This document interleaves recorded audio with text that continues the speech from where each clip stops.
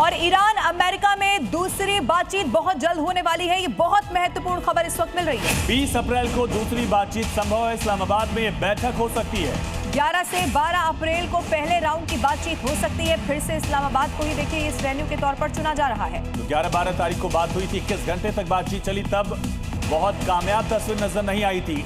लेकिन एक बार फिर से 20 तारीख को इस्लामाबाद में बातचीत हो सकती है, ये कहा जा रहा है। कुछ शर्तें दोनों तरफ से ऐसी रखी गई थी जिसके बाद ये बात नहीं बन पाई। जेडी वेंस वहां बड़े नाराज होकर वापस निकले थे। लेकिन अब यही माना जा रहा है कि जब एक बार फिर से बातचीत की खबर मिल रही है तो इस बार स्थिति कुछ सामान्य पहले बार के मुकाबले हो सकती है।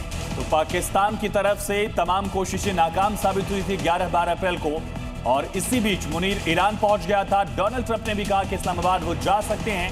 सबसे बड़ा सवाल, क्या सिचुएशन है? और इसी खबर के साथ सबसे बड़ा सवाल यह है कि होर्मुज तो खुल गया है, लेकिन क्या जंग अभी बाकी है? आइए इसको समझाते हैं। एक तरफ ट्रंप का दावा है, दूसरी तरफ ईरान का दावा। ट्रंप कह रहे हैं कि ईरान परमाणु हथियार नहीं बनाएगा, तो दूसरी तरफ देखिए ट्रंप के सारे दावे झूठे हैं, ये ईरान ने साफ कर दिया है। बड़ा दावा ट्रंप का कि ईरान एनरिच्ड यूरेनियम अमेरिका को सौंपने के लिए तैयार हो गया है, ये दावा किया गया। जबकि ईरान कहता है कि ये ट्रांसफर किसी भी सूरत में नहीं किया जाएगा। ये अमेरिका इसमें भी झूठ बोल रहा है। ट्रंप का तीसरा बड़ा दावा है कि 20 साल तक न्यूक्लियर वेपन नहीं बनाएगा। ईरान इस पर राजी हो गया है। हालांकि ईरान ये कहता है कि यूरेनियम खत्म करने पर कोई समझौता हुआ ही नहीं है। ट्रंप ने एक और दावा किया कि हॉर्मुज कभी नहीं बंद करने पर ईरान को हमने मना लिया है, झुका दिया है। उधर नाकेबंदी करने पर हॉर्मुज खुला नहीं रहेगा, ये ईरान एक बार फिर से दोहरा रहा है। सबसे बड़ी अहम बात है कि जंग में ईरान पूरी तरह बर्बाद हो चुका है। ये डोनाल्ड ट्रंप 85 बार दोहरा चुके हैं। लेकिन ईरान ये कह रहा है कि झूठ के दम पर युद्ध नहीं जीता जा सकता। और ये जो विरोधाभास है, यही अब सबसे बड़ा सवाल उठा रहा है कि आखिर क्या सच में सामान्य की तरफ ये स्थिति बनती हुई भी नजर आ रही है क्या? इसी बीच एक बड़ी खबर है, ईरानी राष्ट्रपति का वीडियो सामने आया। साइकिल चलाते हुए पेजेश्कियान यहाँ पर नजर आए हैं, वो तस्वीर भी आपको दिखाएंगे।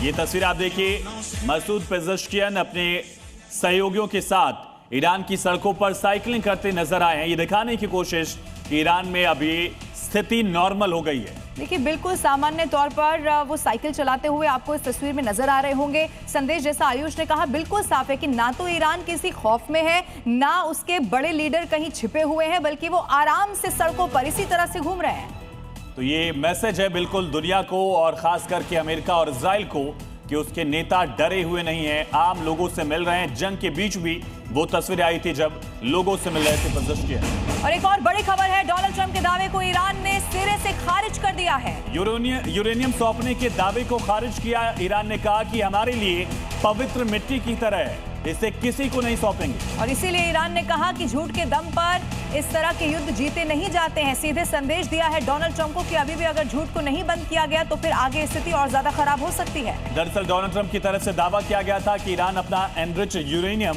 अमेरिका को सौंपने को तैयार है, जबकि ईरान मना कर रहा है कि ऐसा कोई जिक्र नहीं किया गया और ये हमारे लिए पवित्र मिट्टी की तरह है।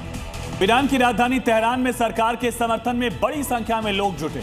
महिलाओं के साथ साथ लड़कियां भी यहां पर आई और इसमें हिस्सा लिया गया। ईरान में इस्लामिक शासन समर्थित लोगों को अमेरिका पर शक है, क्योंकि उनको लगता है कि ये सीज फायर एक धोखा है। अमेरिका एक बार फिर हमले शुरू कर सकता है। तेहरान में नेशनल गर्ल्स डे के मौके पर रैली का आयोजन किया गया था, जिसका theme devoted doctors of Iran रखा गया था।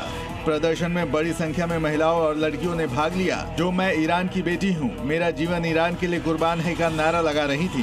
प्रदर्शन में बुर्का पहने कुछ महिलाओं के हाथ में भारी हथियार भी देखे गए, जिनके हाथ में स्लोगन लिखा पोस्टर और ईरान के सुप्रीम लीडर और युद्ध में मारे गए नेताओं के पोस्टर थे। मिडिल ईस्ट की बात की जाए तो यहाँ पर तनाव एक बार फिर से बढ़ता हुआ नजर आ रहा है और लेबनान इजराइल बॉर्डर पर हालात बेहद गंभीर बने हुए हैं। दक्षिणी लेबनान में सोमवार को इजरायली सैन्य कार्रवाई तेज होने के बाद आसमान में धुएं के गुबार देखे गए। वहीं बेरूत के दक्षिणी उपनगरों में तबाही के निशान साफ दिखाई दे रहे हैं, जहां कई इमारतें मलबे में तब्दील हो चुकी हैं। अस्थायी युद्ध विराम के बीच विस्थापित लोग अपने घरों की ओर लौटने लगे हैं, लेकिन डर अभी भी बरकरार है। राष्ट्रपति ट्रंप ने 10 दिन के सीज फायर की घोषणा की थी, लेकिन क्षेत्र में तनाव बरकरार है।